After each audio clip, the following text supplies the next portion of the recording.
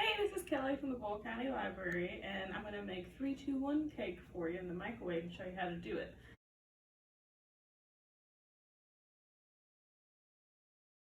So the first thing you need is you're going to need just regular cake mix. We use the Party Rainbow Chip, but it doesn't have to be that. It can be any flavor. And you're going to need the Angel Food cake mix. That one does have to be Angel Food cake mix. So the reason it's called 3-2-1 is because you're going to start with the cake mix. You're going to do 3 tablespoons of that after you spray it with the cooking spray. So there's 1,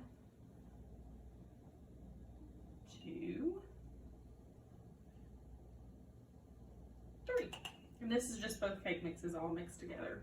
And then you're going to do 2 tablespoons of the water. 1, 2.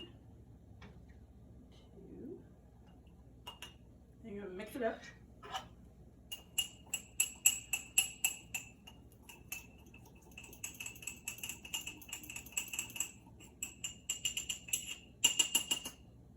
And then you're going to put it in the microwave for 1 minute.